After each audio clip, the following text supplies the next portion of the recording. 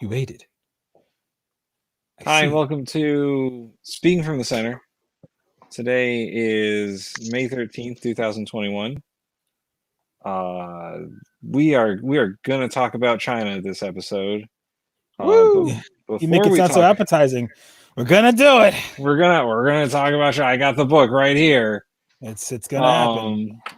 But before we talk about, I took a modern Chinese history class, and this is the book they gave. Oh, beautiful. But before we do that, some shit happened this week. A whole bunch, actually. Oh, nothing happened. A few things happened. What could have possibly happened in this great and wonderful country where nothing ever goes wrong? Well, a major pipeline, a major oil and gas pipeline was shut down earlier in the week. Yeah. Do you know why it was shut down? Because I remember this. The data from the company that runs the pipeline was hacked, and then the organization that hacked them demanded a ransom, otherwise they would shut down the pipeline. It is not, I don't know if it is confirmed whether or not the ransom was paid, but then the pipeline was shut down. The actual reason it was shut down was not just that it was compromised, because the hackers could not shut down the pipeline. They were actually going to disrupt the billing cycle. Oh, I see. And because the company would lose out on the money until it was able to rectify the billing cycle, they shut down the pipeline so people wouldn't be getting gas for free. Oh, I see. Or to put it more accurately, so that they wouldn't be delayed in the payment of their billing. Cool. So that nice caused... response. That's the exact response. Cool.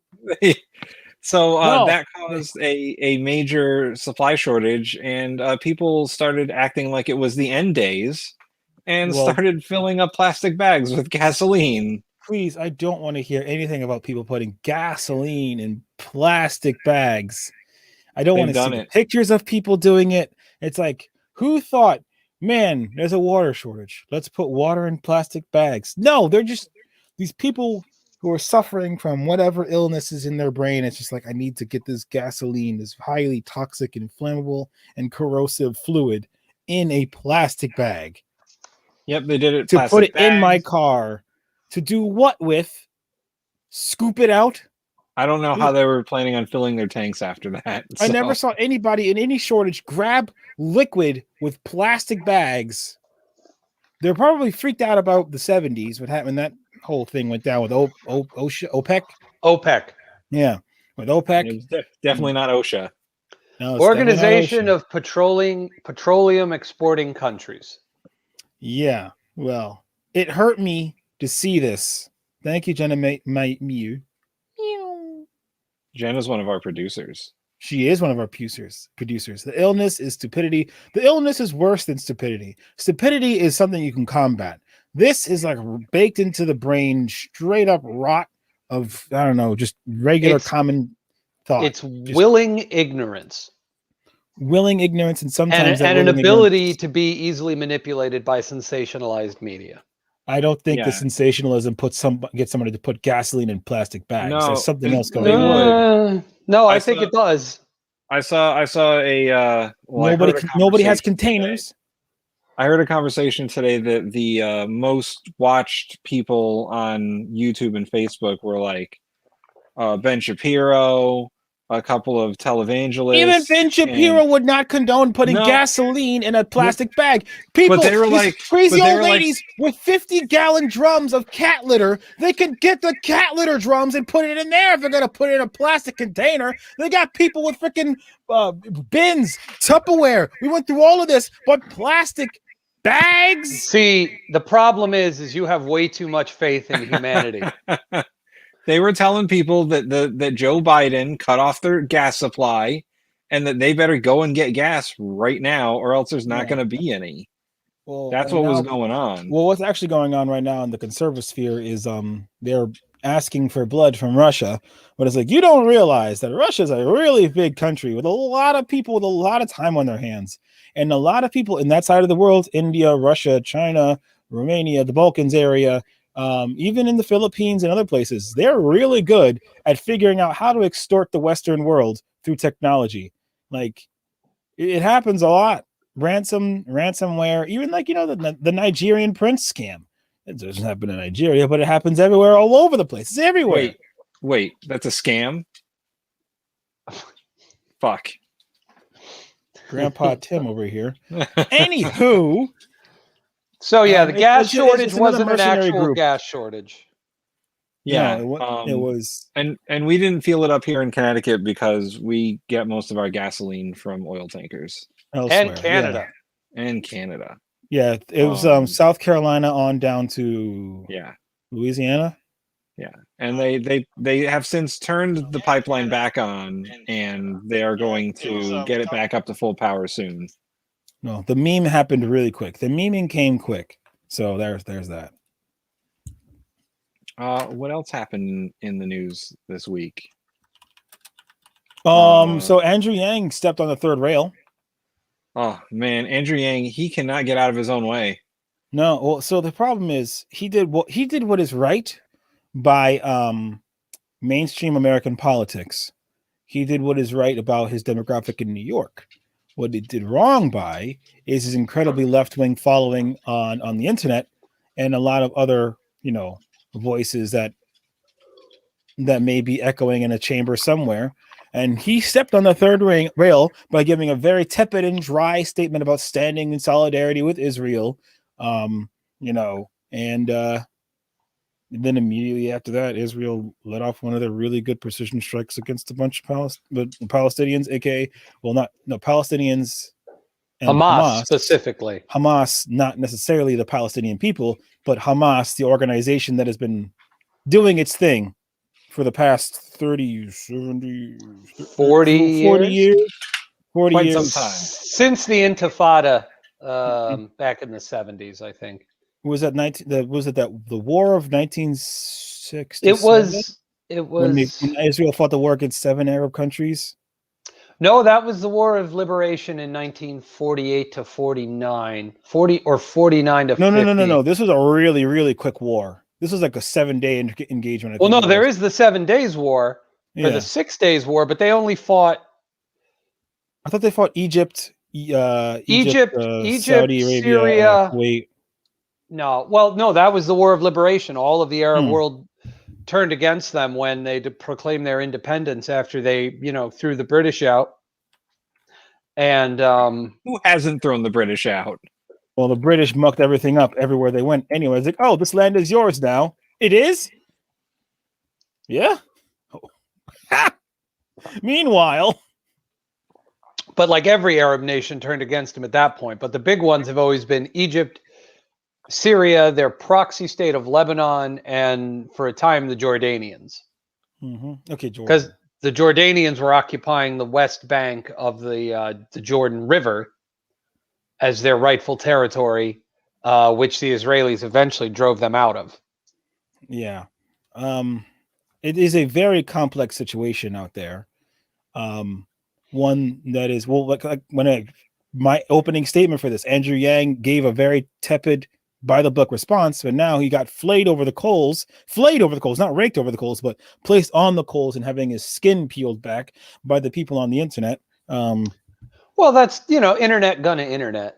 Yeah. It's gonna internet, but it's also going. The voices online are becoming more resonant with modern day whatever, because the COVID thing helps the internet voices have more legitimacy.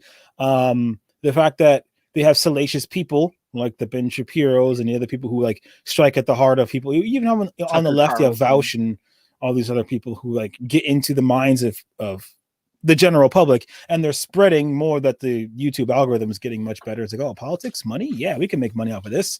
I think the problem is predominantly, and especially in the American internetosphere, it's that we are increasingly, we've never been good at understanding subtlety or nuance in this country. No, we haven't. But man, have we gotten so much worse at it with the advent of social media and the expanding use of YouTube and things like that. Now it's impossible to understand subtlety, nuance, complexity, depth. You just surface level, you are what you are, and that's it. Oh yeah. Oh, like an easy one, a low hanging fruit to hang yourself off of is disagreeing with any policy doing with Israel. I don't agree with Israel. It's like, oh, you anti-Semite, and it's like, what do you mean anti-Semite? If you're anti-Israel, there are Jewish people there, but there are also Jewish people here. I don't have a problem with the Jewish people here, But that's the thing. Israel is a theocratic state. It has a democratically elected government, but only the Jewish Netanyahu. Only He's so Jewish democratically elected. Well, he is. Massive corruption notwithstanding. Yes. Didn't he get arrested and still hold on to his presidency? Yeah. He's like, no. He didn't get arrested. He got indicted. That's very different. He's very close to it. So our president got indicted and still held on to his presidency. No, but Bibi got caught hands in cuffs. I thought he was done for. I was like, wow, it's finally over. Nope. But it's a, I don't know how to describe it. It's a religious state. So and technically any Jewish person born outside of Israel is still an Israeli citizen by birth, regardless of where they were born. If you have true Jewish heritage, which means your mother was Jewish. Yep. You're a citizen of Israel as far as the Israeli government is concerned.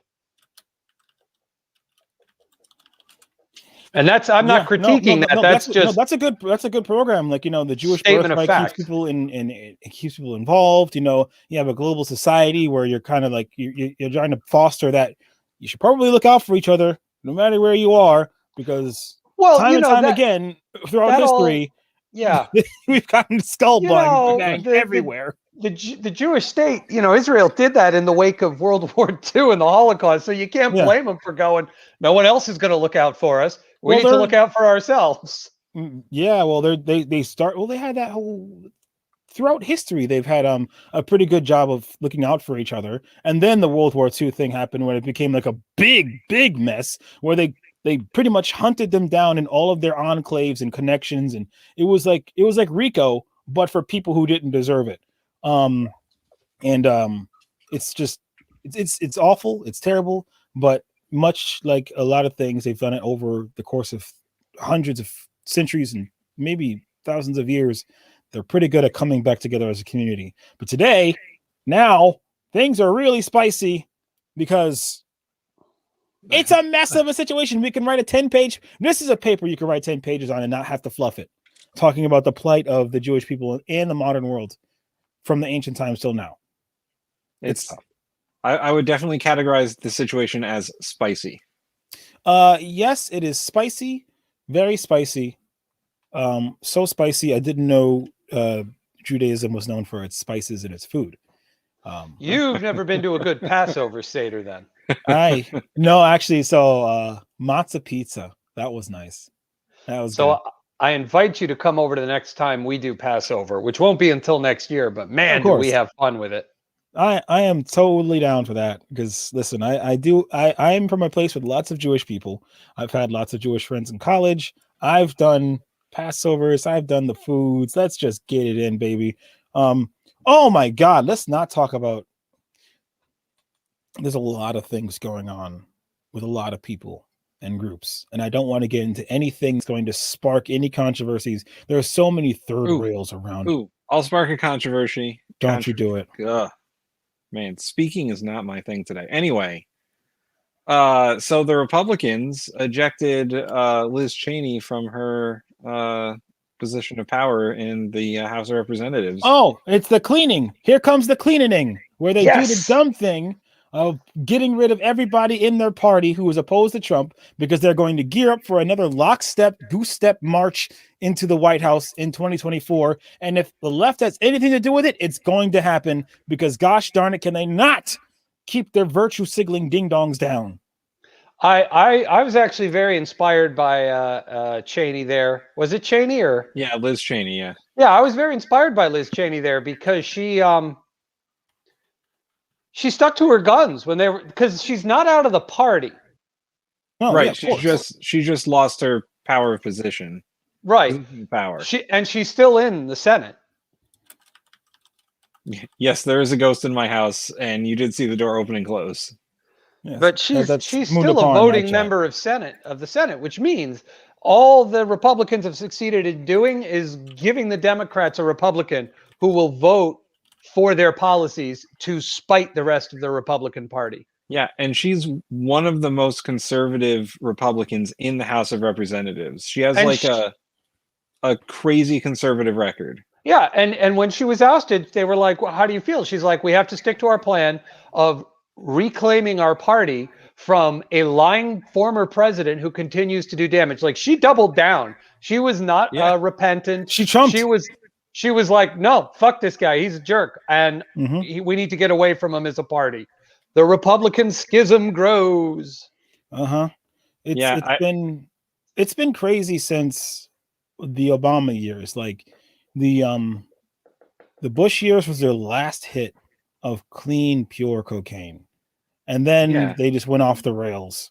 Then the Tea Party happens. As soon as Obama became president.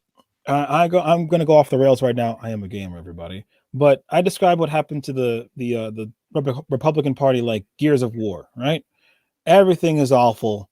You got people who are just too head stuck up their ass to do anything good to deal with these people who are just like single-minded about destroying them.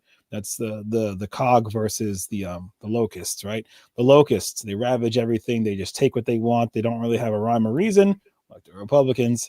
And then all of a sudden you get the lambent, which is an offshoot of the locusts, who are tearing them to pieces because they're like them, but they're the most extreme version of their beliefs. So the Republican Party is now fighting on two fronts.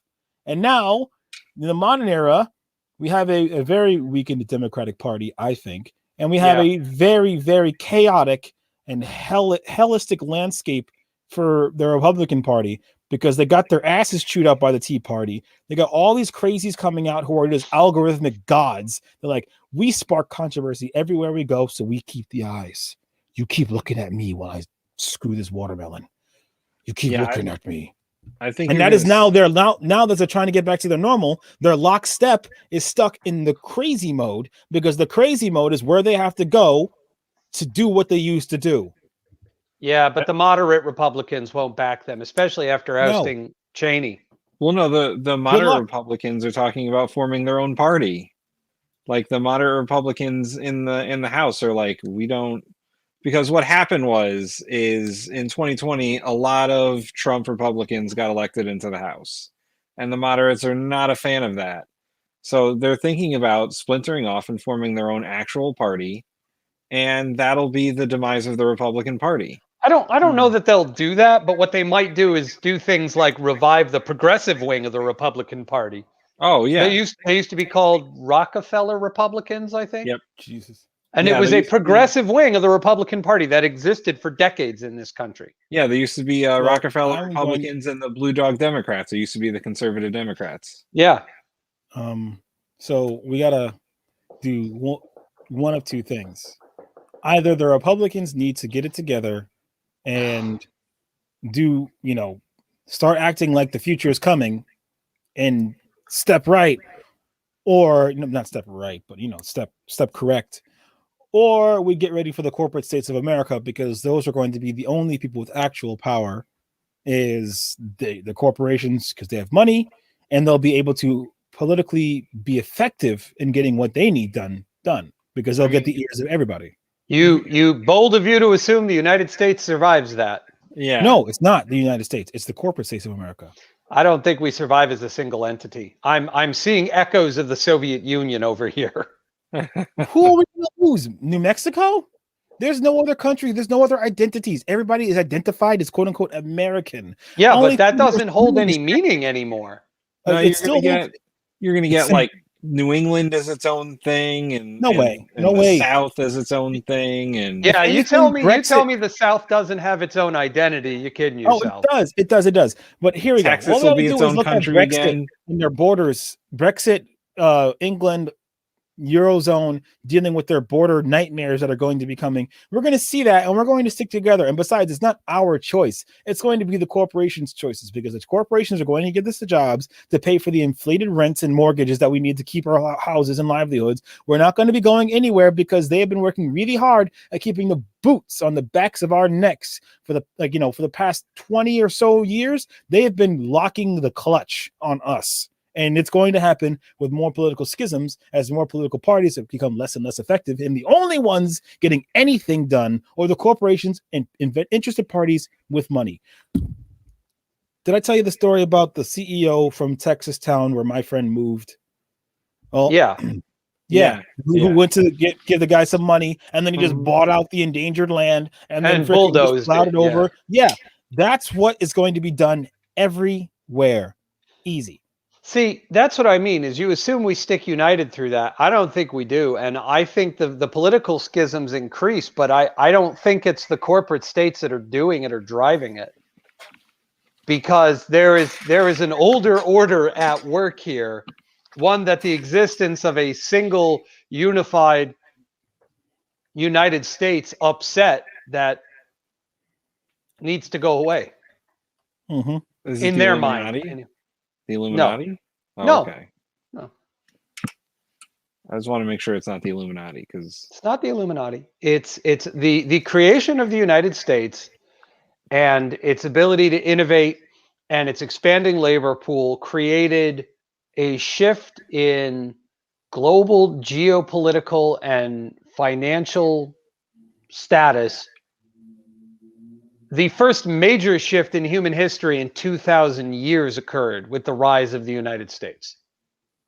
Yeah. It upset a balance of power that had existed in the world for thousands of years. Are we talking about Europe? No, I'm talking about what our main topic tonight. This is a segue into China.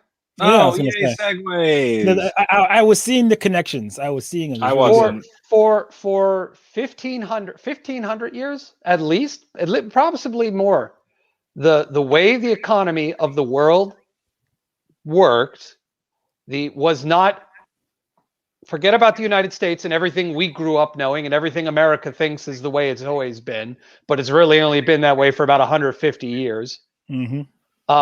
The way it worked was China was the center of the global economy.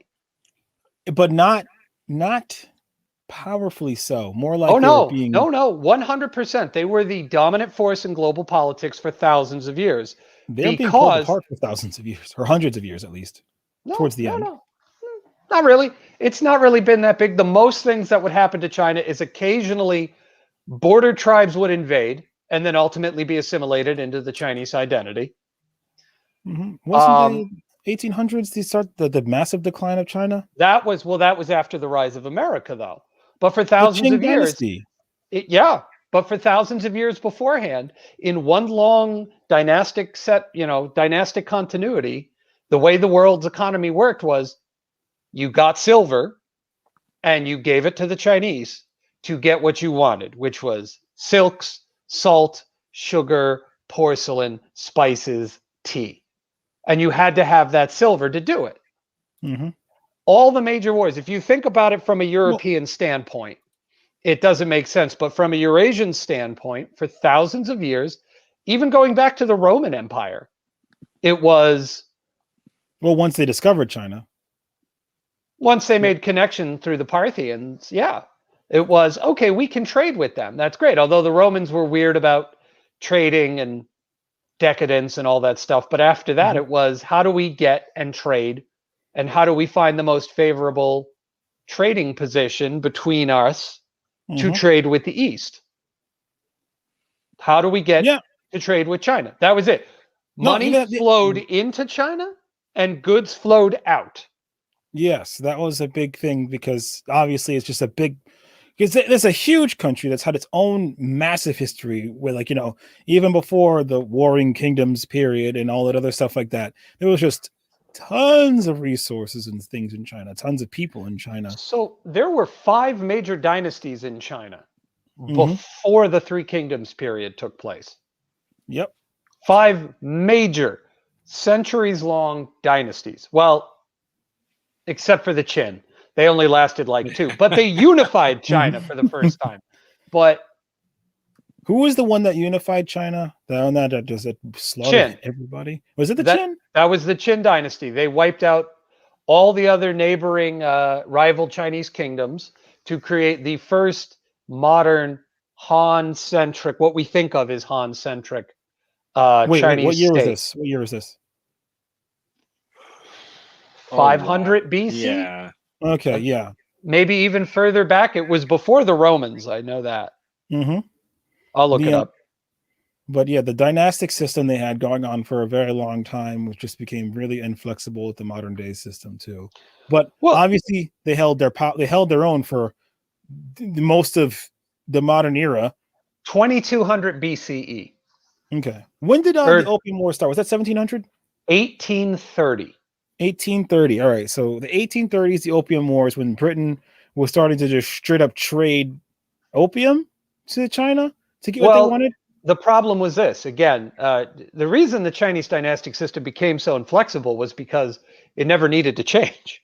For thousands of years, life continued as it always had. Occasionally, as they had said for centuries, the empire, long united, must divide. The empire divided must unite. Thus, it has ever been, which is a popular quote from the Three Kingdoms period. But it became inflexible because every time they'd break apart into warring states, put themselves back together, and a new dynasty would take over, and everything else was the same. Goods flowed out of China, money flowed in. The reason the British started pumping opium into China was because the Chinese only accepted trade in one thing: silver. And Britain had a massive trade deficit with the Chinese. And it was very difficult and very expensive to get that silver. So they went, we could trade opium instead. And the Chinese said, no, we don't want to. And the British went, click, take the drugs, China. And proceeded to, cause the downfall and death of tens of millions of Chinese. Flood the whole market with opium. Unregulated, unfrickin' abashed, frickin' just drug lording. The big shift in Europe happens in the 1400s with the fall of the Byzantine Empire, when the Ottoman Empire cements itself as the dominant power, controlling the trade routes east to west. That's what sparks the modern era in Europe, because that's when Spain, Britain, Portugal, and the Dutch went, well, how do we trade with China now? We don't want to give the Muslims money. To the seas. Which then, leads to the Opium Wars. But the biggest thing is this: the rise of America and the New World shifts the way trade works. Now it's, well, we don't necessarily need to trade with China. We want to, but we need to trade with our own colonies, and we can make way more money and stuff trading in the New World. And China's economy started to decline there. All right, that's the whole triangle trade thing, right? Yeah. Europe trades with the colonies and goes to Africa to get slaves to give back to the colonies and all that. Even when you cut the slave trade out of it, eventually you still have the secular, raw materials come out of the New World, go to Europe to be manufactured. Manufactured goods get sold back to the Americas. Yeah, like you had all the precious metals, you had all the frickin' resources, spices and stuff like that coming from the New World. You had all the labor you wanted coming from the New World. Even the natives, as terrible as they were as slaves, they still got folded into the whole thing. It's like, yes, put you to work. It's like, what is this? And they just died. And then they freaking just went out. All right, the natives don't work as slaves. Get the freaking Africans. They don't die for shit. There was a Spanish monk that I saw being championed as a alternative to Christopher Columbus. We'll celebrate him instead of Christopher Columbus. I'm trying to remember his name, because he advocated for fair treatment of the natives and to stop using them for forced labor and to stop mistreating them. The problem with this guy was he did advocate for the natives and giving them their rights and allowing them to live. His alternative was to swap out the natives for African slaves, which kind of gets forgotten after all the good stuff he did for the natives. No, everybody was awful back in the day. humanity was so simplistically like, I can't. Yeah, you can't even call it like innocently evil. They were like, they just had no moral compass or empathy at all. They're like, they have dark skin. Obviously, they're evil. Look at them. Like, what are you talking Life about? was short and brutal, and that's how people lived it. Yeah, well, but even so, like Africa's gone through different waves of propagandized destruction because even like in the ancient world, Africa was still respected and revered. They had education, the freaking world traveled through Africa up to Iraq and whatnot, and there's just like this big old corridor of learning and stuff like that. And then it's like, you know what? We're done respecting you. What do you mean? Here's a gun. What are you gonna do with that? I'm gonna give it to your kid and have him kill you. What do you mean? Yeah. Well, and it's interesting too, because the Chinese tributary system back then stretched all the way to Africa. Mm-hmm. Eastern parts of Africa were seen as tributary states by the Ming dynasty and the Qing dynasty. There was sea travel was kind of weird back in the day, but it still happened. But there were a lot of places in Southeast Asia and across East Africa that got their legitimacy, allegedly, through trading with the Chinese. It was everything started falling apart when people started going elsewhere for the market, and obviously when you have a giant bureaucratic system built off of things as they were going for the past God knows how long, things just tend to fall apart as things tended to fall apart in many different places. And that's where we start getting into the degradation of China, which comes into the revolutionary period of China, like the modern revolutionary period of China, where people are like, all right, we got to do something, like the early 1900s. And then in the early 1900s till now was wild ride in China. Well, I mean, you got to talk about the end of the Qing dynasty then. Well, you start with the Opium Wars, right? Yeah. Because that took what had been the Chinese system for thousands of years and shattered it. And the time frame afterwards is known in the West as Pax Britannica, Pax Americana, the Age of Empires, the Age of Imperialism, all the way through the modern age, the atomic age. But all that time period has one name in China.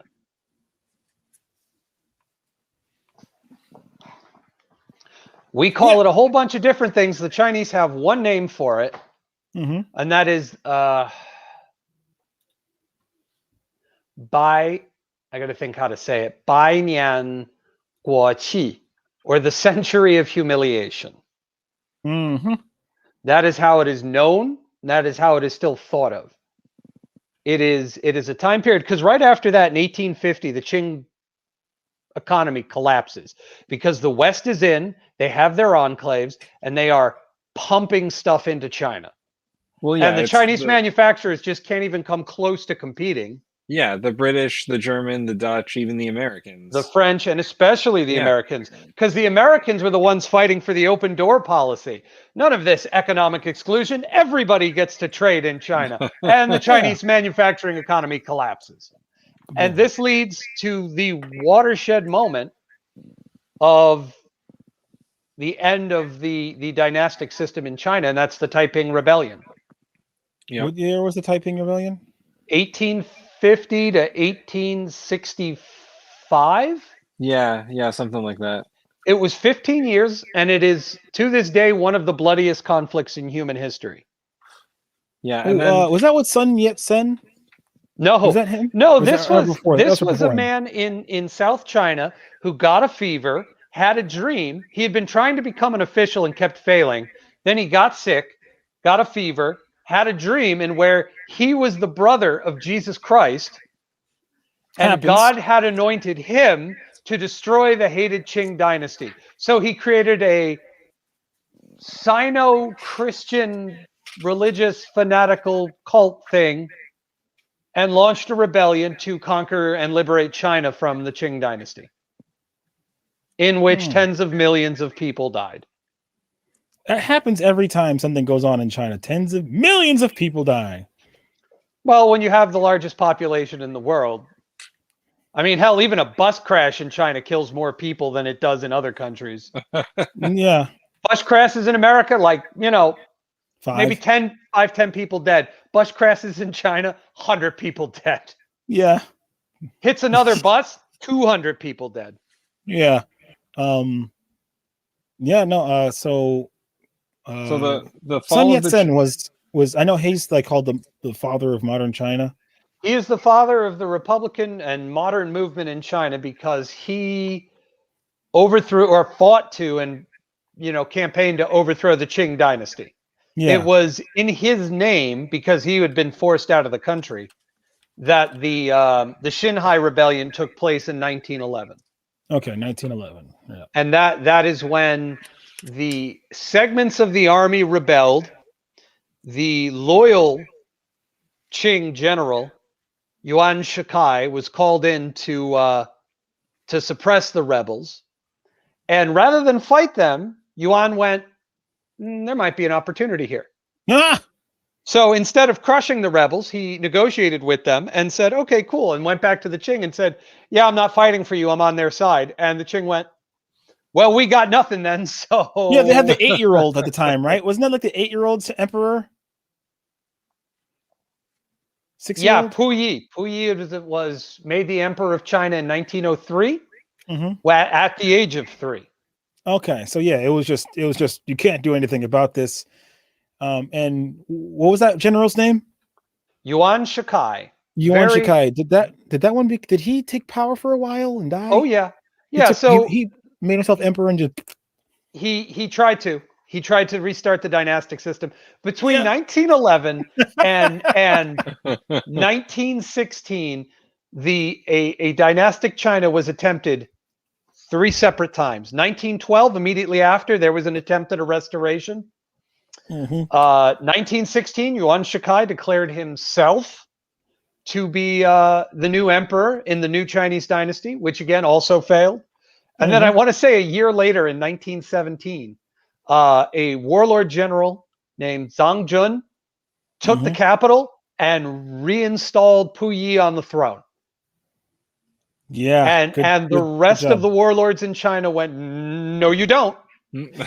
Yeah, warlords. Nothing better than just warlords coming out of nowhere. China's having a hard time. Well, it's time for the warlords to ride. Like, well, if you think about it, it's really no different than what had happened all the time.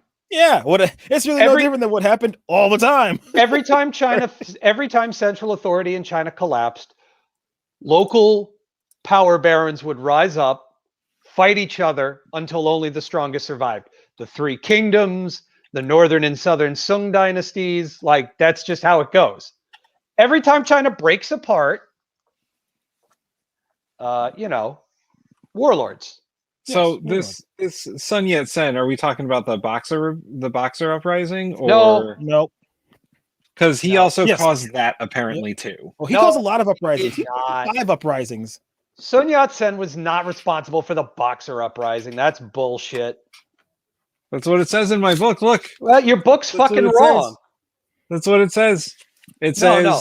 Sun Yat-sen had nothing to do. Reformers, Sun Yat-sen and King Yue. Okay. Both tried to exploit the disruption caused by the Boxer uprising. Yeah. No. Exploit the uprising. They did not cause it. They launched their own attacks against the Qing during 1900. Yeah, they attempted to exploit it. The Boxer uprising was the people within the interlands of China seeing the fall of the mandate of heaven with bad weather and foreign troops on their soil, going, enough's enough, and having a visceral anti-foreign reaction. They were tired of foreigners exploiting their country. And this was a point, 1900, when Christian missionaries were basically given free range to go all over the interior of China. And this very much upset the deeply conservative Chinese countryside, who decided that they had enough of this shit, took up arms, and started lopping off the heads of any foreigner who was like, oh, you should believe in Jesus. No. And it grew to such a frenzied pitch in the north of China that they went, fuck it. We're storming the capital, and we're driving the foreigners out of our country. In the West, we call it the Boxer Rebellion. In China, it's called the Eight Nation Alliance Invasion. Yeah, because those 8 nations sent like 20,000 troops. Yeah, and invaded their country. How dare those insolent Chinese think they should be able to say what they want and do what they want in their own country? Too. We were like, fuck that shit. We'll send our troops in. Everybody. Fucking Austria-Hungary sent troops overseas for like the one and only time ever in their history of existing. It was Austria-Hungary, Germany, France, Italy, Spain, Russia, Britain, America, and Japan. Yeah, well, Japan always is down to fuck up some Chinese. No, Japan has a big problem with whenever they have an opportunity with China, they just they had an opportunity. In that period, there was another Japanese-Chinese war in and of itself. So yeah. Well, that was the problem. When did the beef over Korea start? 1699. No. Yeah. 1599. That was the first one. The shogunate of Japan decided it should conquer Korea, and the Ming Dynasty would rather they didn't. Yeah. That ended. The Ming Dynasty collapsed. The Qing Dynasty rose up, and then 300 years later, in 1895, the Qing Dynasty and now Imperial Japan had a war over. Japan thought they should control Korea, and the Qing Dynasty would rather they didn't. And the Qing Dynasty lost that time. And actually, that loss to Japan made the rest of Europe go, ooh, now's the time to take all the shit. Everything. So basically between 1830 and like 1912, the Qing Dynasty just got mopped. They just got fucked by everyone possible. The French fought a couple wars against them. The French backed the British in the Second Opium War and then invaded China as well in the late 1800s, 1880s over the Tonkin region. Yeah. The Germans showed up, having recently unified and went, hey, you know, this colony thing seems great. Let's take this port here in China. They're not using it. No, of course. I know. Let's build a brewery. And Qingdao beer was born. Yeah. So let's talk post Qing Dynasty. What happened to the buildup of modern after China? 1912? Warlords. So in 1916, Yuan Shikai declared himself emperor. All of his allies turned against him. A man from southwest China named Cai He from Yunnan province led an army. It's called the Constitutional Protection Movement. They fought a series of battles across Sichuan province, which he won. And then Yuan abdicated. All his allies turned against him. He died, and China shattered. And was shattered for how many years? So that was 1916. Let's see. 1949. Yep, 1949, and I believe it was. That was the end of the Chinese Civil War, right? 1949. That was when China stopped fighting itself. Yeah, they had a break, and then that took a break. I think that was a ceasefire, and then that started again in the late 50s, 55. No, the ceasefire. So the Chinese Civil War at that point, the warlord period goes through phases. Mm-hmm. In 1916 to 1928, 29.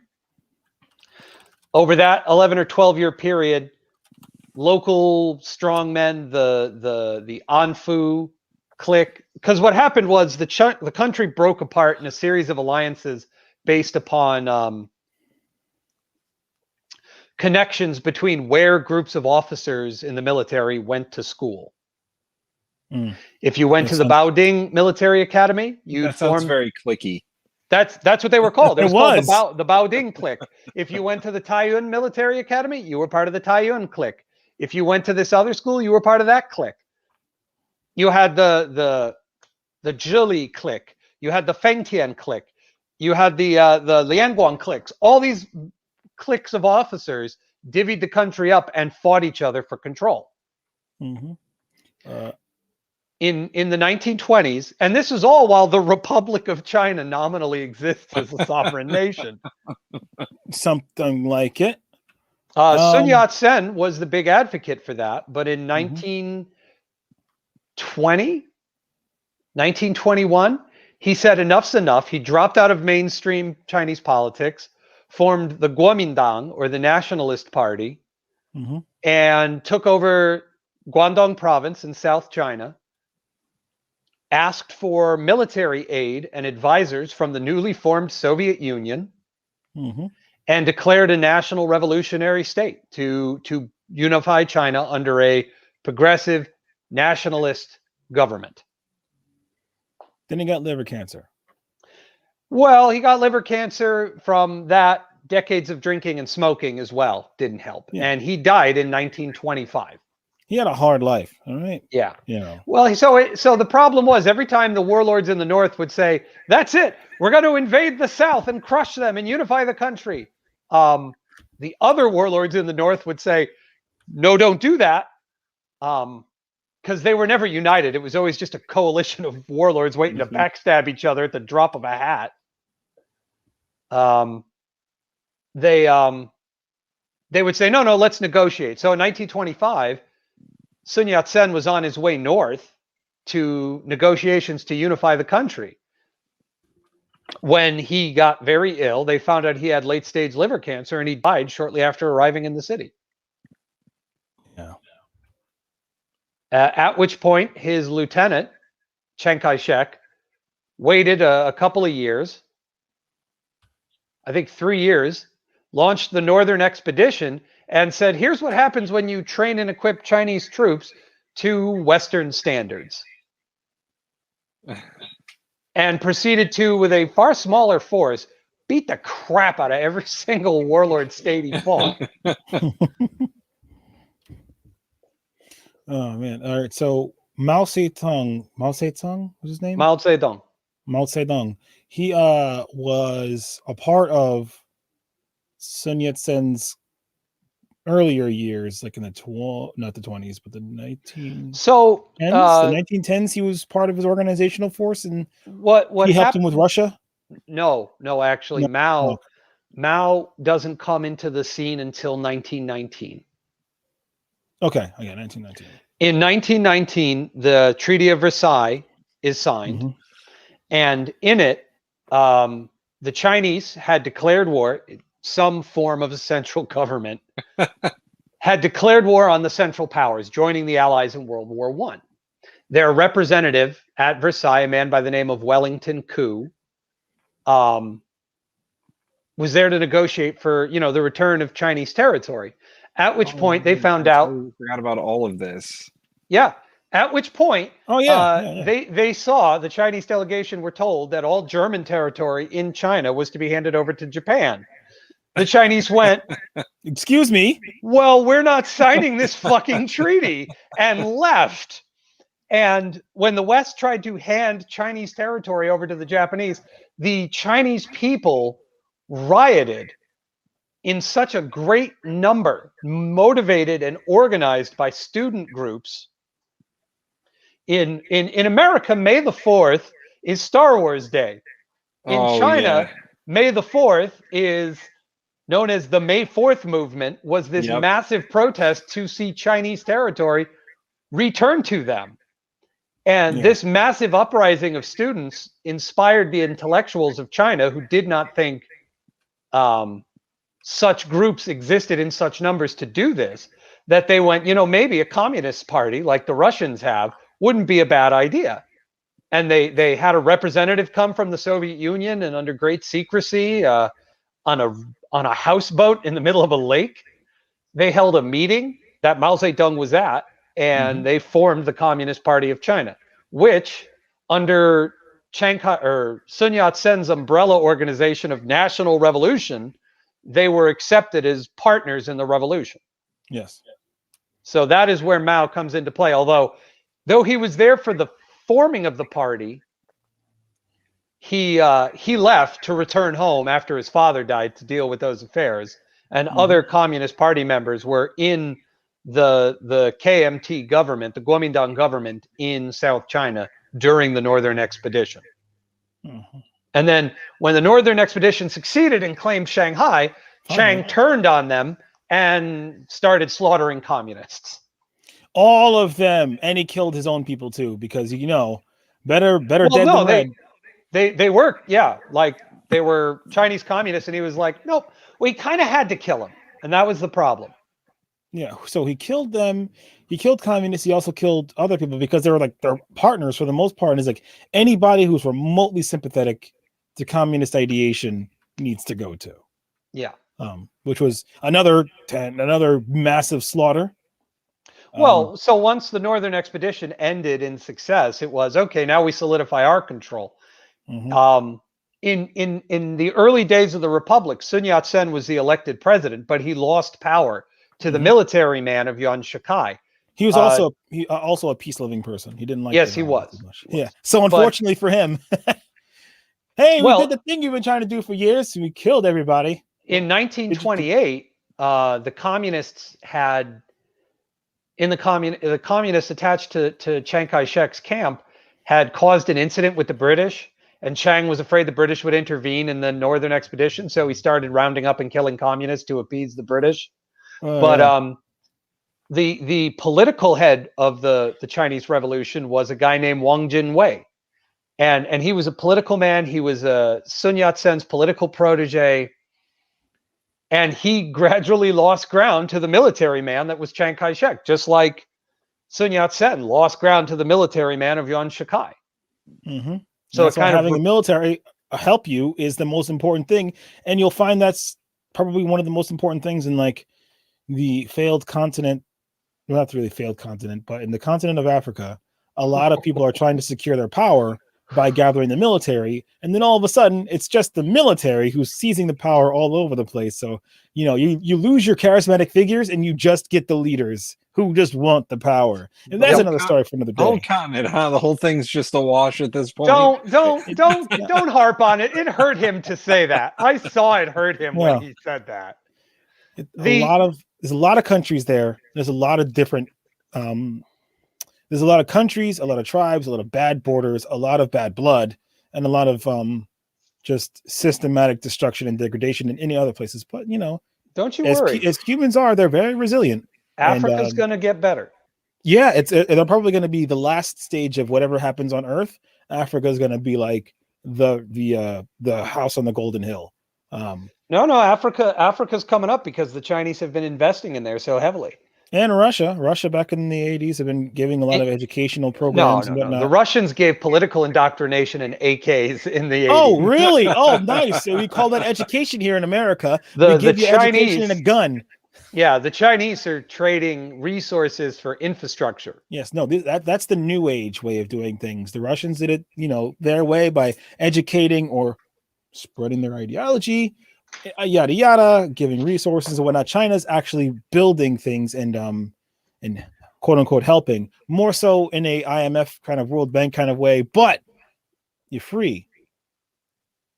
Yeah, I mean, it's a system where the Chinese are going, hey, in exchange for your resources, we will help you build infrastructure. In exchange for buying our products, we'll create scholarships so your people can come to our country to go to university and help improve the lives of the people in your country to make a stronger market for us to sell shit to. Yeah. It's completely self-interest motivated, but it is making lives better for the people of Africa. And before we got there, let's go back. That's been happening since the 2000s, basically the double O's. Before that, we're going to let's go to the 60s when they had their, was that the Great Revolution? Well, I mean, first we got to talk World War II and the Chinese Civil War going on at the exact same time. Yeah. That's where Mao comes into the picture, because so two things happen. The Northern Expedition succeeds. They capture Beijing. The Northern warlord, Zhang Zuolin, is actually killed by the Japanese for failing to hold Beijing from Chiang Kai-shek. His son takes over, who the Japanese are like, he's an opium addict playboy. He ain't going to do shit. Surprises all of them by kicking his opium habit and says, no, fuck you, Japan. I'm back in Chang. At which the Japanese in 1931 go, oh, no, you're fucking not. Yeah. And they storm in and take the northeast of China.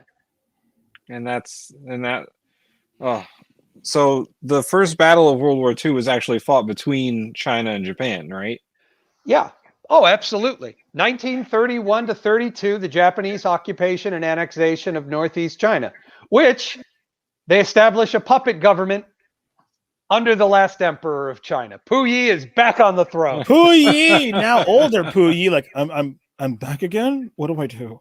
Yeah, he gets back into power, and then the war it's a low grade war. In 1933, the Japanese try to take Shanghai. They fail. The Chinese resistance is too strong for them. In 1933 and 34, they annex more northern provinces north of the Great Wall from China. The Inner Mongolian region of Suiyang, which is part of China, their leaders are convinced and bribed to defect to the Japanese side. Oh, no, I'm sorry. The Manchurian side. Oh, yes. I was going to be like, yeah, where does Manchuria come into this shit? This is Puyi's Manchukuo. And the Inner Mongolian princes are split, and half of them in the north decide to fall back in with the last emperor and become a Japanese client state. And then in 1937, after years of Japan slowly nibbling away, they go, fuck it. They go for it. Yep. Mm-hmm. They invade northern China, trying to take Hebei province, which has Beijing. So they're trying to take Beijing and the northern provinces. At which point, Chiang Kai-shek says enough of this shit and attacks the Japanese enclave in Shanghai. And this is where World War II begins, because it doesn't go well for the Chinese. It does not. They get their asses handed to them. The Japanese throughout history, the Chinese have been excellent militarily against other Chinese. By that I mean they murdered each other by the millions. And when anybody else showed it was like, why do none of our tactics work? The Japanese said that they could get from Shanghai to the Chinese capital in Nanking in 3 weeks. The Chinese resistance in Shanghai held them up for 3 months, embarrassing the crap out of them.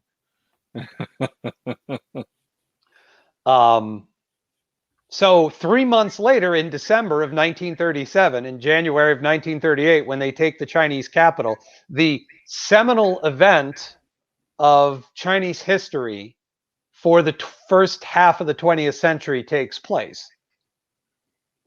And that is the Japanese storm the city and proceed to rape and murder about...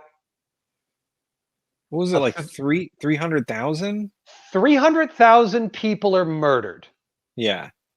And upwards of 30,000 women were raped. Yep. And I say women.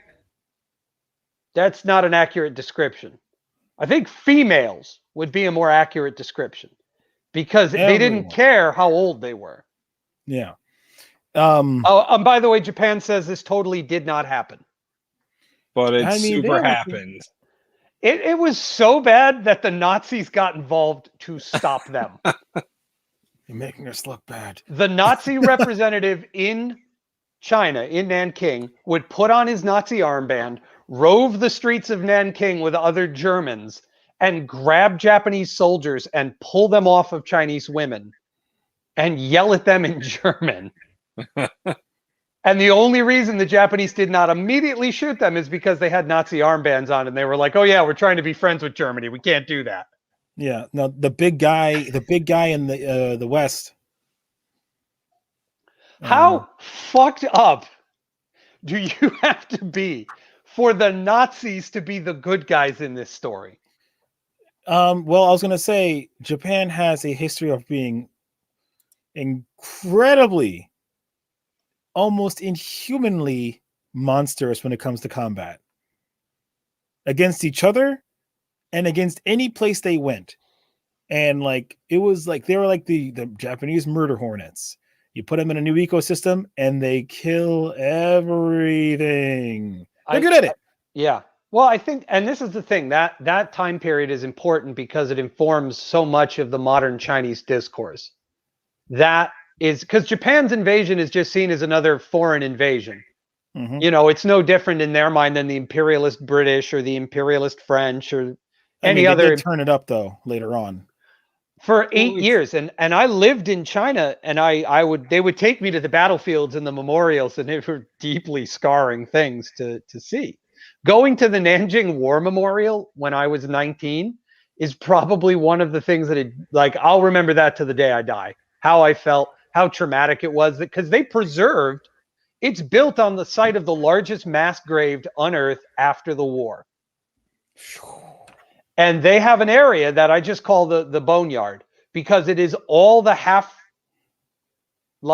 exhumed remains of tens of thousands of people that were killed and dumped in this one spot. And they have little markers next to the bodies explaining who they were and how they think they died, or who they think they were and how they think they died. Jeez. And it was extremely traumatic. It's an extremely traumatic situation, you know. And it's the way the Japanese fought was I don't know, it's just the mindset of people at war and the things they do to others, and they think that everybody else is going to be just as bad or worse than they were. It's like, well, they also had encountered the Chinese several times before, and knew what the Chinese were capable of. And the Japanese had been extremely militarized ever since the West came in and gave them a modern military. So China was one of their first, let's finish that rivalry off. Yeah. And like what happened in Africa, all those countries at war with each other, ineffective fighting, and then they get guns. One side has guns, and they're like, this is how you do it. And all of a sudden your enemies are just freaking gone. No more rivalries, no more lifelong blood feuds. No, they are dead on the spot. And like Japan, when the Brits came over and they just the guns and shit, they're like, wow, everything that we have, this is done. We are done with this right now, because I don't want them to get the idea that they can take us all out. And then they took all that stuff and then they applied their freaking, they just said, just be better now before they come here. Japan just got greedy. They decided to fight a land war in China and to also fight a naval war with America. No, that's ego. And America had way more resources, and it wore down the Japanese Navy.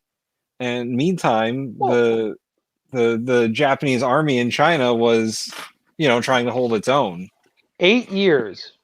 They occupied and fought in China for 8 years. My friend's grandfather, who I got to meet before he passed away, maybe about 10 years ago. He was at Nanking in 1937 when the city fell to Japan. The only reason he survived the fall of the city was because he was from a landlord family, and they had taught him how to swim. His friend, not so lucky. So he jumped into the Yangtze River and swam to the far bank and escaped. His friend was caught and tortured by the Japanese on the riverbank because he didn't know how to swim. And his grandfather told us about how he got to the other side, and as he was swimming, he could hear the Japanese torturing his friend, which just made him swim harder. When he got back home to his village, his father had been killed. His mother and sister had been abducted. And his baby brother had been killed. Somebody hit him in the head with a rock because he wouldn't stop crying. Ugh. So he went off and joined the local guerrilla resistance group and became a dedicated communist at that point. Because the nationalist government had failed and the communists were the only ones staying behind in the rear areas and keep fighting. Apparently the Portuguese introduced guns to Japan. In the 1600s. Yeah. No. 1400s, 1500s. End of Edo. No, they introduced it during the Warring States period. Yeah. Because the Japanese got very crude rudimentary muskets the different clans got, rudimentary muskets that they could fire at each other. It was really part of the downfall of the samurai.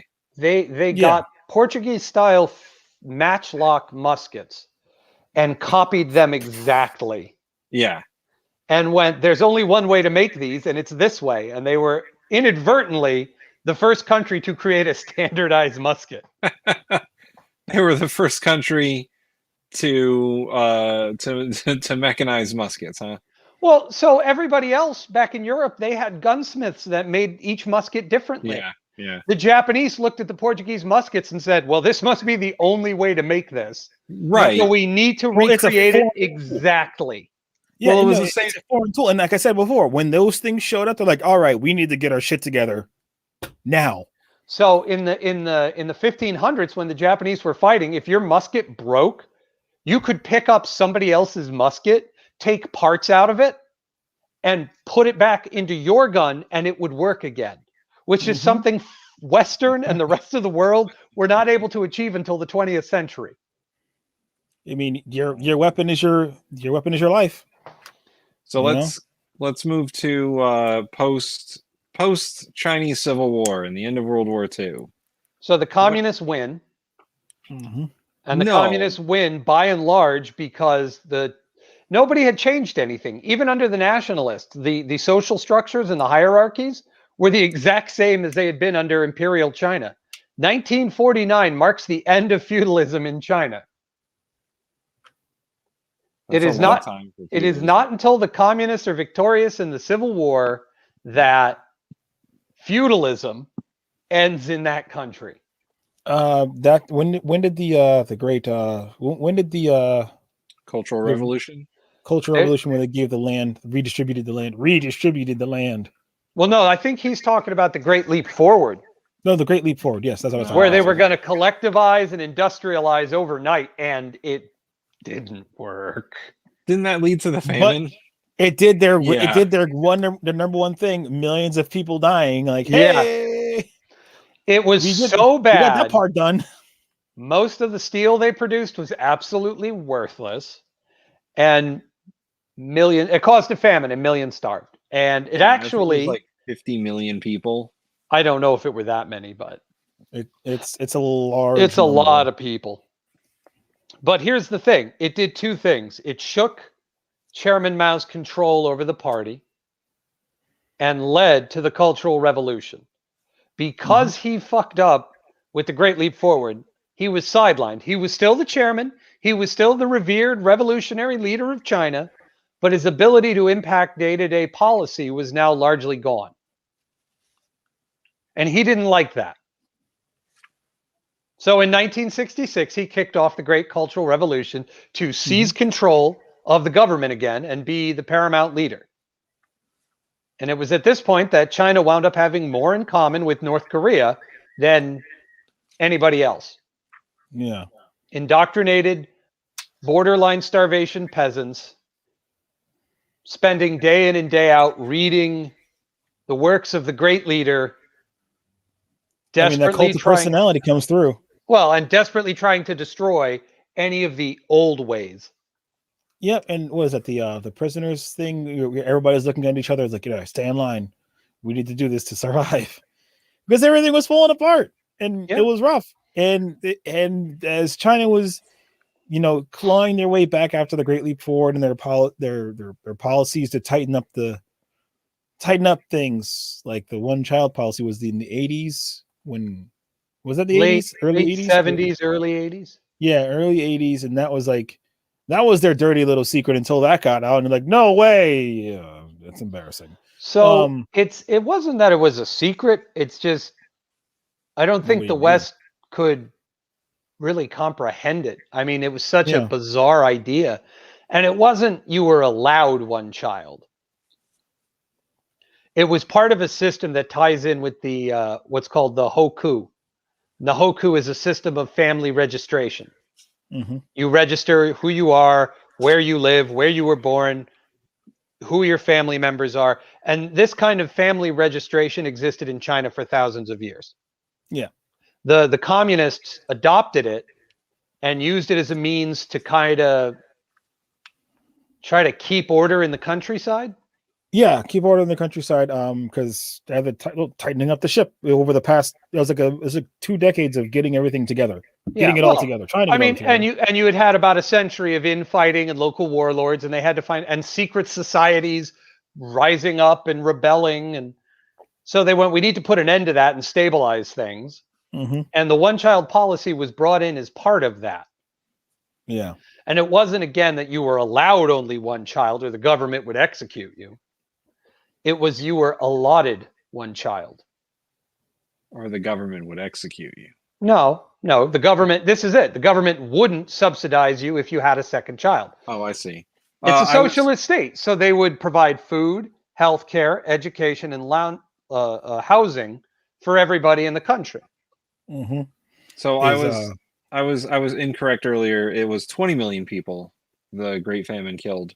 And interesting tidbit, the Great Leap brought the median age of people dying from 17.6 years to 9.7 years. Well, kids were dying. Get rid of your kids. You know, that's come on. Your mother never said to you, you better eat all your food. There are kids starving in China. That was 1959 to 1962. Yeah, so that was happening big time. Who was the guy who came in after Mao in the late 80s? Deng Xiaoping. Yeah, Deng Xiaoping. He was charismatic leader number 2. Well, so he had been a revolutionary leader from the get-go. He survived the Long March, which is like this mythic event where the nationalists fought the communists out of their bases in the South, and the Chinese went on this 1,000-mile trek through the wilderness. Guess what happened? Huh? Lots of people died. Yeah. Like 30,000 people died on the march. That's a lot of people dying from the walk. Oh, no. It wasn't 30,000. It was closer to like 80,000. Yeah, if someone remembers a march, it's because a lot of people died in that march. Like 150,000 people left Hunan province with Mao. Like maybe 75,000 made it to the base in Yan'an. Yeah. I thought there'd be more of you. Well, they apparently walking with a huge column of people while under fire. A lot of people died. Go figure. Yeah. No, Deng Xiaoping took power after Mao died. He had been sidelined by Mao during the Cultural Revolution, but he took over, and the important date is December 18th, 1978.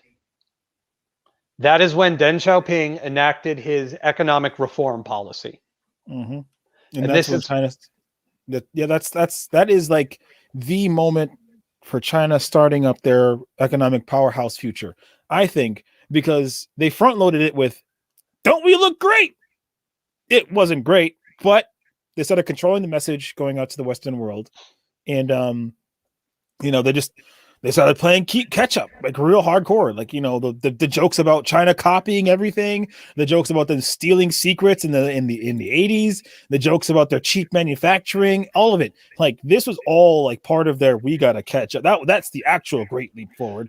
1978 to 1989 in was that China opening the forbidden door and ending their isolation? 1970. Well, no. What ended Chinese isolation was when Richard Nixon went and visited the country in like 1976. Okay, so Richard Nixon going there started all of this. So, Richard Nixon going there helped end China's isolation. Don't give that man credit, too much credit. I mean, look, not only that, but it was where the United States and the West realized that China could act as a counterweight to the Soviet Union because there was no love lost between those two countries. Oh, yeah, that was a problem. In fact, the L5 gun, which was a revolutionary tank gun designed by the British in the late 70s, by the early 80s, they were giving it to the Chinese to put on to augment their main battle tanks in case war with Russia came. I played a lot of games where war with Russia came. Yeah. 1978, they enact the Deng Xiaoping economic reforms. And in 1989, for the first time in decades, China reopened the Shanghai Stock Exchange. Deng Xiaoping, man of the year, Time man of the year. Well, he ended the forced collectivization of the Chinese countryside, and he allowed for special economic zones where free market enterprise could take place. Mm-hmm. He loosened state restriction on business, and he also did a lot of other things like take China from this battered, isolated country and start to reassert it on the global stage. Margaret Thatcher, the Iron Lady, as she's known in the UK, had to go to Beijing, meet with this tobacco chewing peasant, Deng Xiaoping, and was basically told in no uncertain terms, look, your treaty with Hong Kong, that's over. It's not a matter of if you give it back, it's a matter of when. And we're going to figure that out right now. And that is where the date of 1979 to return Hong Kong was decided upon. And afterwards, while leaving the Chinese government building in Beijing, Margaret Thatcher actually tripped and fell. Damn. It was the Iron Lady finally stumbles. She can go toe-to-toe with Gorbachev and hold her own against that American Reagan. But this 5'0" tobacco-chewing Chinaman just made her trip and fall. Well, China is a completely different beast with a completely different problem like totally divorced from their feelings. Yeah. Well, no. And then when Britain was leaving, when the British delegation left, Deng Xiaoping didn't even show up to the reception. He was down the hall having a greeting reception with the ambassador from North Korea. He was like, we don't care, Britain. You're not top dog anymore. Screw off. Oh yeah, Britain had their time. You know, lucky for them, the Nazis were the bad guys in World War II. So I mean, we can. Square. What I was going to say, because that was bring this all the way to Tiananmen Square now. That didn't happen. Yeah, thank you. The Tiananmen Square was a big kerfuffle, especially with darn those Chinese students and their passive protest. I mean, it wasn't a passive protest. You don't flip a bus and set it on fire and peg police officers with rocks. Darn those Chinese students and they're celebrating an American football team winning. So that's this in a more serious topic. All right, the Tiananmen Square thing is the foreshadowing of what's going on with that's the level of like that's how Americans get when a football team wins. Like, well, no, you're absolutely right. But in China, that's way out of line. It's out of line. I mean, it should be out of line in America. No, stop laughing. Lots of people died. We have freedom of speech, of this conversation. Lots of alcohol and guns. That this country doesn't descend into civil war every few years is nothing short of God's own grace. Yeah, I was gonna say, like, that was like the biggest fear is that another destabilizing thing was going to happen, and they said no destabilization, just exterminate us. Well, yeah, no, the Chinese government absolutely overreacted by sending in tanks. Oh yeah, for sure. But at that point, they thought they had no choice but to do that. Well, and here's the other thing, because if the cities go, they lose the country, kind of. Yeah. Mm-hmm. Because the way China is set up geographically is the cities are the nexus of just about everything. Yeah, you have sprawling farmland all around, but you can't get around it. Yeah, the cities are the nexuses, and if they start losing those, the problem is the students who rebelled were kind of like just in Beijing and represented actually a very infinitesimally small percentage of the Chinese population. But remember what happens with one person pushing on the door over and over and over again. Yeah. So the Chinese were like, nope, we've worked too hard to get this far. You're not fucking this up for us. Yeah. I mean, they did get to meet some people. They got to meet some Chinese government officials, and they got to talk it out very briefly before the military came in. Mm-hmm. Well, one of those guys was Xi Zhongxun. Yeah. He went out and tried to negotiate and talk to the students about what was going on. Mm-hmm. And he is famous because he was a revolutionary from the early days. But he's also the father of Xi Jinping. Xi Jinping. I know that name. Yeah. Trump says it so funny. The 90s, going past how China handled how China closed the door on any type of revolution. That's done. We're done with that. We're focusing on the future now. So it was line, they you were know? attempting political liberalization alongside economic liberalization. Mhm. And when the Tiananmen Square thing said, they went, okay, no political liberalization for a while. Yeah. Not until post 2005. Yeah, and that's a very interesting period. But so the 90s, we call the 90s made in China, because almost every cheap good, or any like good for the matter, was starting to become churned out from Chinese manufacturing. I don't You know, know if you know this, but the 90s never ended. the 90s did end. Oh yeah, they did. They ended hard, and they ended in the back No, of I our mean like minds. everything. China got no. China. The 90s got pulled out in front of us and had its throat slit, head ripped off from the spinal column, and then shook in front of us as we all died in poverty. All That's right, graphic. the 90s is dead. The 80s didn't die. The 80s didn't end until 1992. 1992 was like the last echo of the 80s. All right, and the 90s truly began in 1993. That's my story, and I'm sticking to it. The 80s Anyway, ended when all the cocaine ran out. No. The 80s ended when everybody started sobering up from their wild acid trip that was the 80s. And 1993 was when everything started to fall in line. Yeah, that's when everybody came down off 1993. the cocaine high, and that's when grunge music took Okay, off. yeah, true. Is that what all those like very 90s like pattern colored clothes is all about? No, Yeah. the 80s Why do you super think colored plaid clothes became so popular? Yeah, the 90s We kind of were muted tired, it down. we were cold. No, plaid was muted compared to 80s colors, windbreakers, and the whole pajama neon colors parachute and parachute pants. Oh, yes. So China doing its thing to get into markets, selling their cheap goods, contracts and whatnot, the whole nine. Things are going that way over the course of that decade. They're making their little bit of money here, a little bit of money there. But it's ramping up. It's great.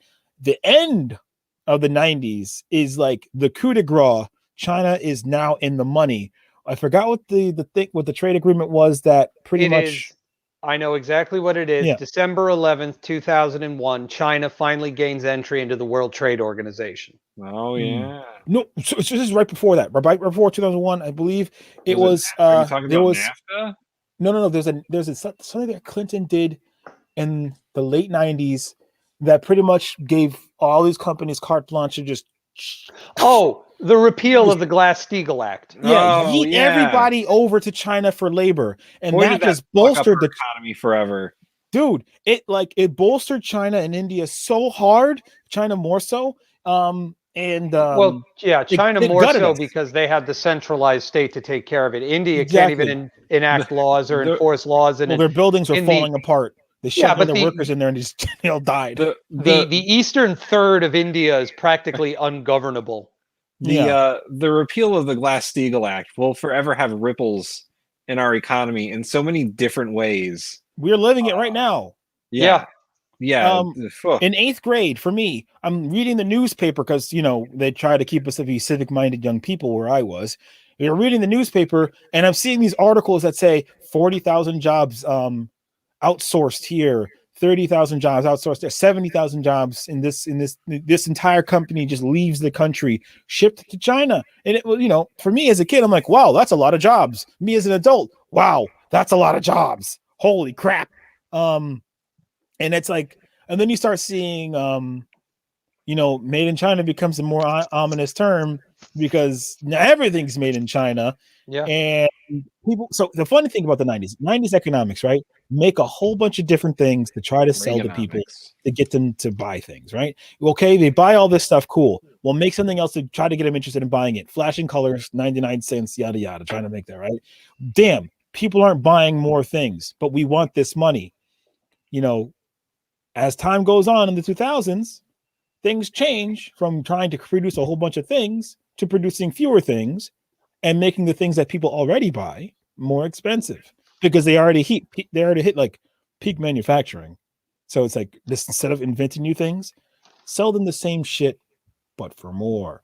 And as that ratchets up and everything starts to fall apart because we can't support ourselves anymore because a lot of our people have lost their jobs and things just keep ratcheting up.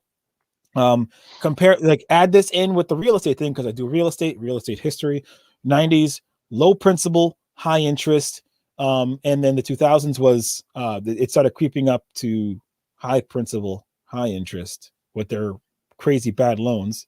Sorry, Nolan, you know more about this. Your wife knows more about this.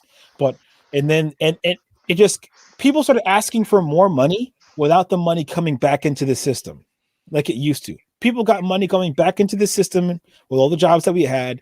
We started losing the jobs, and they kept asking for more money because investors wanted to see that little ticker go up, up, and up. And then all of a sudden, things just go bust because we can't keep it up. In the 2008, when we just asked for too much, and it all fell apart.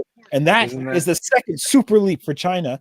Well, in 2005, 50% by 2005 with Hu Jintao, who's probably one of the best leaders of recent-ish history, and probably one of the few Chinese leaders who can say his rule was not marred by tons of oppression and bloodletting.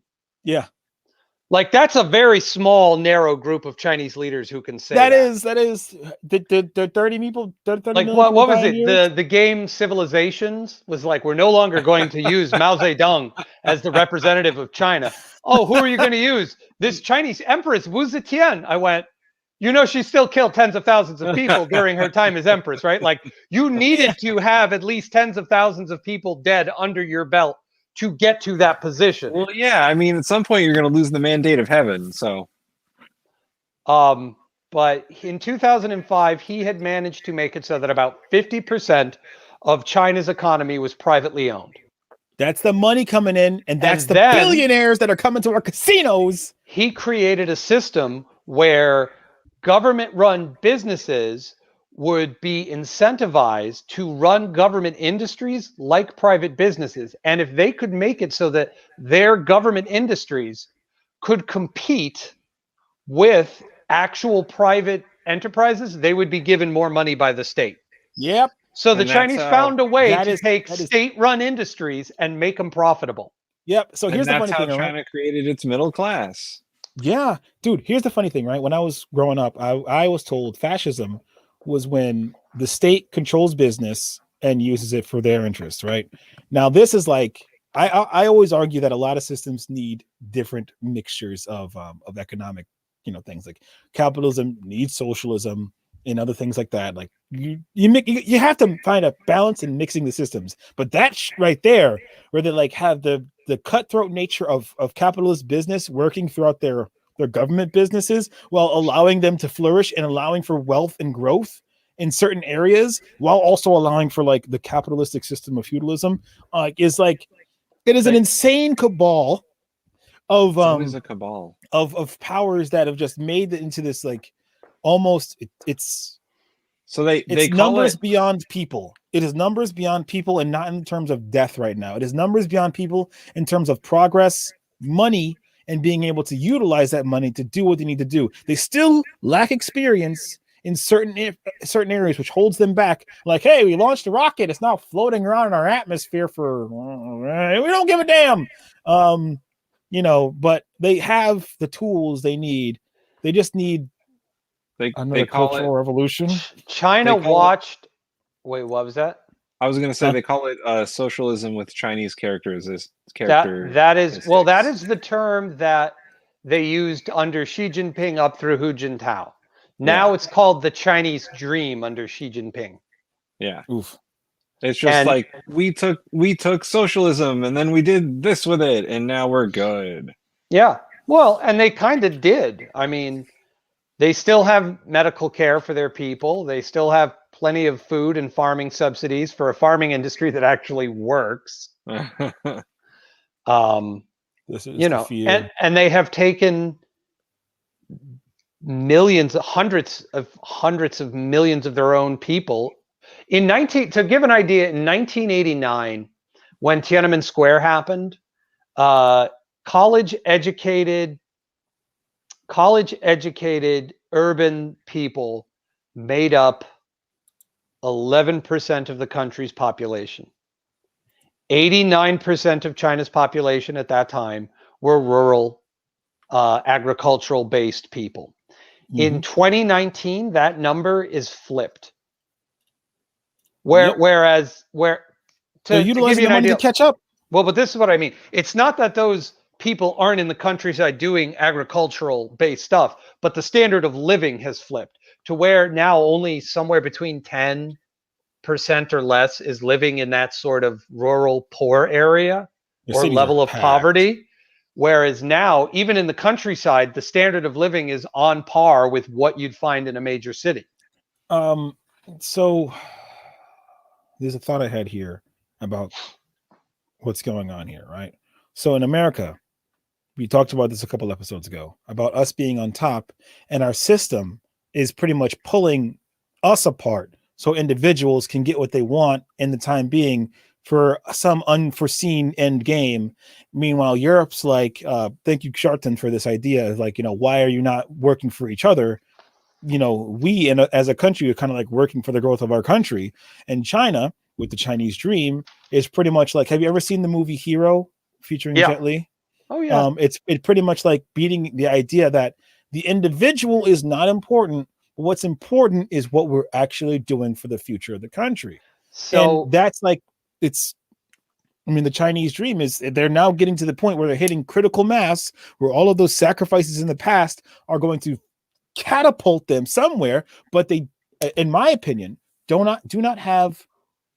And obviously based on their history, they don't have a care for other people, but they don't have like they don't have the view to do what's right in terms of humanity as a whole, because for so long they've been getting effed with, so they have to do what's right for their people, which might be really bad for everybody else. Well, the Chinese are going to, and they always have, prioritized their own people over the rest of the world. And even in the bad times. I don't know how much you can fault them for that. I know there is a story. Unfortunately, the West got over there in during the Opium Wars and behaved so badly for so long and left scars so deep. But just to give you an idea what you were talking about them working towards, there is a story from Chinese antiquity that is very famous. And it is the story of the foolish old man whom would move a mountain. And it's this old man who gets this piece of land, and it is beautiful. Mm-hmm. Beautiful farms. There's a river that runs through it. There's a lake. It is just prime real estate. But he has one problem with it. There is a mountain in the way that is blocking his view. I heard of this story. So he sets out to move that mountain, and every day of his life, he goes out to that mountain and he works all day chipping away at that mountain. And everybody calls him a fool. Why don't you just enjoy the lovely land that you have and not worry about this? You will never move this mountain. And he answers them with this statement of, while I may not finish this task in this lifetime, my children and their children, and so on through the generations, will continue. And one day we'll move this mountain. Mm-hmm. That is central to not only how the Chinese think, but how they view themselves and their own history. This story is from thousands of years ago in Chinese history. And the end of the fable, the gods are so moved by his statement that they instantly move the mountain for him. Mm-hmm. But this same sentiment is expressed in the modern day 2017 Chinese science fiction novel, The Wandering Earth. It's a story about basically a generational spaceship. That's the Earth itself is turned into a generational spaceship and launched into the depths of space to get to Alpha Centauri. And that's every science fiction now. It's like, listen, you're not gonna make it. Get it into your head now. It's not gonna be you. But it's still there and still very much alive in the Chinese popular consciousness. That it's not about us and what we achieve, but about what we work towards achieving as a group. And that's what a lot of different cultures try to instill in their people and whatnot. And that's what a lot of people are trying to at least skirt by. But, when the getting's good, you have these old people sitting on piles and piles of money, pretty much stomping on children in the same cities. It's kind of rough when you have to, because we have our culture, we have a problem too. Like the people have the future in mind, but the powers that be do not have the future in mind. And I think in China, having the future in mind, and they're trying, the government had the future in mind, and there's been generations of trying to get the people to have that in mind. It's like it's the flip. But now, after all that sacrifice and death, they're kind of getting with the program. It's just they have a lot more of other growth to do that they've been denied the comforts to do so. Well, think about it like this, right? For thousands of years, China was probably one of the best places to live in the world. True. They had a stable society based around Confucian principles. They had an abundance of food. They had the largest labor pool in the world, and the foreign world was completely blocked out. Natural borders protected them and kept them out. It was super far. It was far away, and all that happened was their goods went out and money came in for thousands of years. What the Chinese are working towards and achieving now is basically reestablishing that. If you look at where their Belts and Roads initiative and where their policy pushes have put them, they're working on helping places like Djibouti, Kenya, Tanzania, Mozambique, and Sri Lanka build up their infrastructure and build ports, just like they did during the tributary system. They helped Malaysia build a major city to act as a balancing factor against Singapore, to take some of the money in the business away from Singapore to act as a counterweight, which guess what? The Chinese helped Malaysia build it. Malaysia defaulted on the loan. The whole place is populated by Chinese now. And the Chinese military has a garrison there, and in Sri Lanka, and in Djibouti, and even into Russia's backyard in Central Asia. Russia's been so focused on screwing with the EU and the Ukraine that the Chinese have made inroads into places like Tajikistan and Uzbekistan. Oh, yeah. And if you look at a map of ancient China's tributary system, it looks a lot like what they're trying to do today. So I guess the question is will the American time of the rise of the Americas and the United States have a lasting impact on the world? Or are we just going to be this 300-year blip with another 1,000 years of Chinese dominance, bookending 300-year blip with our warlords, aka CEOs, just tearing us to pieces eventually? Because that's what you get. You get all these nations that have a really good run, and then just decadence ruins everything. But we have such an intelligent, we had an intelligent populace who is now being actively taken apart by algorithmic freaking feedback. It's kind of almost, it's just sad. It's just sad to see these things go.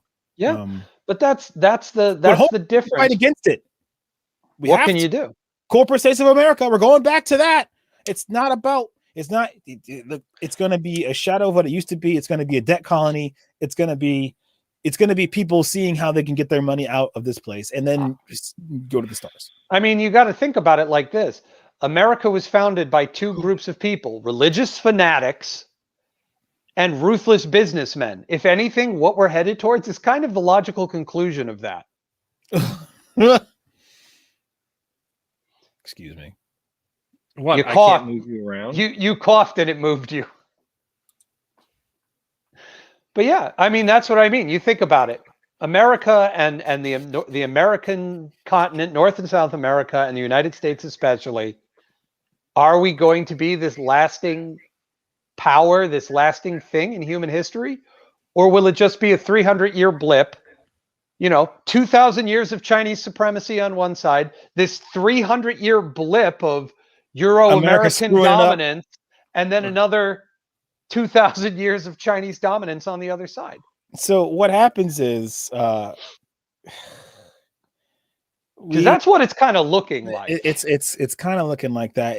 If our enlightened leaders stop getting assassinated every time they poke their head up,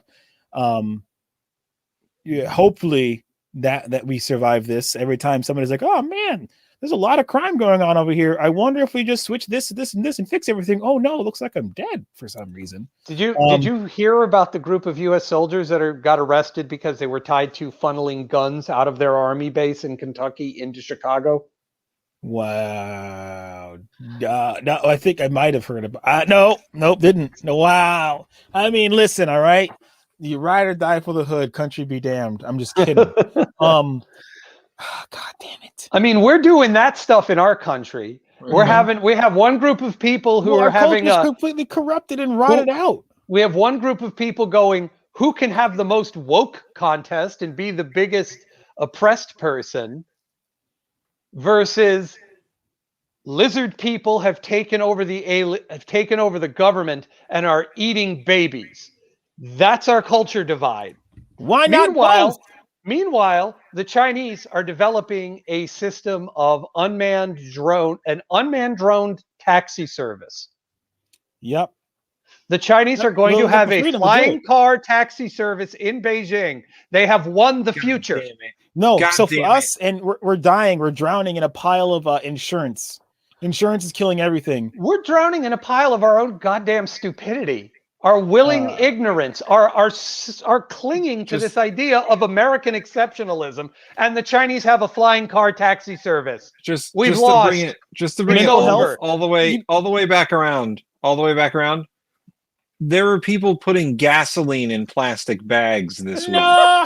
Our mental health services is living under a bridge. That's your mental health services here in America. You get shoved out of society because if I help you, I'm going to get sued by somebody. If we give homeless food, the food chain's going to get sued. Even though we have laws on the books that prevent people from getting sued for giving out food, the corporations are like, I'm not touching that with a 10-foot pole. Mental health, that's an insurance nightmare. Building anything? No, building anything in America got yicked up in the 80s when people started making money hand over fist. Municipal dollars? You mean we can just milk this out and keep working? Hell yeah! Can you make a house? $400,000. Excuse me? No, we're making money hand over fist, and I'm not giving it back. And that's American exceptionalism. There you go. American exceptionalism is this proud trumpet for like 300 years, and now the Chinese went, hey, you know what? If we build a society that's built on making money, but also making the government competitive, still helping our people and getting our people to work together to build a better future as a cohesive group, and other people be damned, you wind up with us getting left by the wayside. Yeah. Here we go. Here it is. Stop! I'm calling the cops. You're hurting my feelings. I'm gonna gasoline in plastic bags. Stop it! What is wrong with you? I said I didn't want to see this anymore. Gasoline eats through plastic, by the way. That's because plastic is made from gasoline. Yeah, it just eats it. It's not a good container. We have lost the future. American exceptionalism without actually showing up our actual beliefs in being exceptional. It is just blind. It's blind on all sides. Blind on the left, blind on the right, even blind in the center. We've lost, and the Chinese are gonna. The future is Chinese. The past was Chinese. The future is Chinese, and the far future is Africa. If they get enough help from China. Yeah. I mean, because they have the resources, and they have they've been proven time and time again throughout history to have incredibly intelligent societies. They just, other people were like, damn, they're really good at this. Let's just destroy them from within, Yeah. No, and that's what Europe did. That's why African economies still struggle to this day, because the Europeans came in and built infrastructure designed to extract resources out and give nothing back in. The Chinese are showing up saying, hey, we're going to extract those same resources, but we're going to help you build up all the other infrastructure around it. Yeah. And they do it from the position of post-colonial nations and shared hardship from European colonialism. That's easy to freaking get along with on that one, because both countries got skull banged by the Euros and Japan, but Africa not so much. Africa didn't do so much.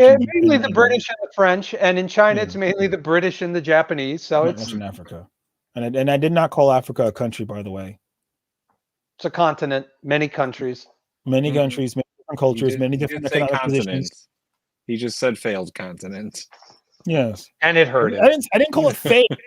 It's not necessarily failed. It's just, it's been hamstringed for the past 300 years, 400 years.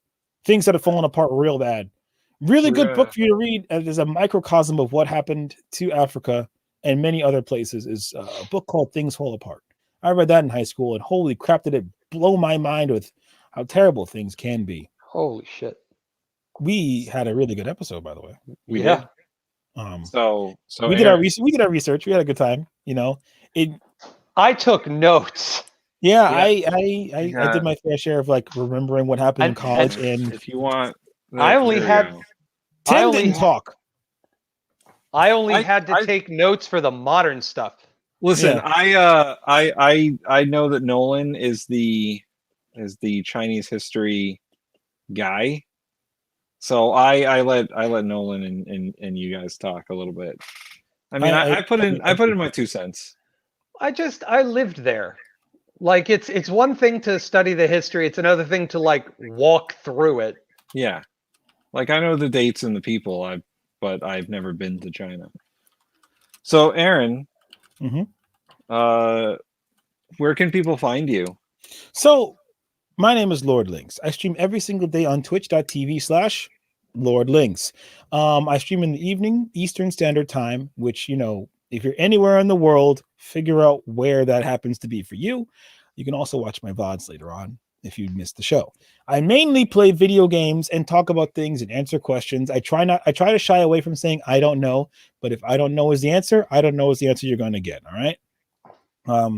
But normally I like to go into deep topics, at least conjecture, trying to get to a proper answer. That's the fun part about having discussions instead of clamming up and being just, you know, I don't know about that, bro. Ask somebody else, nerd. We actually try to ask the actual questions. You can find me on Twitch nerd. Yeah, nerd. Exactly. I nerd. You can find me on twitter.com/ is it twitter.com/Lord Links? And so Instagram Lord Links, Twitter Lord Links. I don't really use Instagram. Twitch Lord Links, PayPal Lord Links, Patreon Lord Links. I'm kidding, Lord Links. Please give me a follow. I have a Discord. You're welcome to join it and ask me oddball questions. I have an open door policy, and I'm unfortunately awake at all hours of every day. Yeah, that's me, baby. Committed, tried, tested, and true. 2017 days streaming every single 2017 days. It's just 17 days. That sounds like 2019 days streaming every single day in a row. That's and you'll get his notifications every night like I do. Yep. And I also my birthday is tomorrow. So please feel free Happy to birthday. Happy birthday. Yeah. Feel free to come around and celebrate with me. At least keeping me in your mind, thoughts, and imaginations is present enough to me. Also, here's my PayPal link. There's a Nolan. Hi, I'm Nolan. I'm the history guy for Speaking from the Center, especially when it comes to China, because as I said, I used to live there. So thanks for letting me ramble about the actual topic, which is a rarity for us to stay on topic that well. Oh, we were into it. Jesus. And we covered just about everything that you could possibly cover in an introductory Chinese history class in college. So we were fair about it too. Speaking from the Center. Yeah. My other work is on the In the Nerd podcast. You can find us on. No, I'm not. You can find us on Facebook, facebook.com/In the Nerd. We are also available on Apple Podcasts. Just search In the Nerd on the podcast section, and you can find us. And I'm here every Thursday. Not a secret. It's not a secret, Tim. I'm just a guest. You keep telling people. For it to be a secret, you have to not tell people something, Tim. All right, I fixed it. Yeah, I just collect communist memorabilia. That's completely different. Okay. Are you good? You plugged your show? I'm good. I plugged my stuff. I'm ready. I'm ready for bed. It's actually a lot later than I thought it was going to be. Let's get rid of this. We don't need that anymore. Let's get rid of this. Fuck. There we go. All right. So, Speaking from the Center, you can find us at all the links below: Facebook, YouTube, Twitch, and Patreon. That one's scrolling across right now. Patreon.com/SFTC. You can be a subscriber and producer of the show, like Shartan and Jenna. who are producers because they give us a certain amount of money a month, and you can go and find out what that amount of money is on Patreon.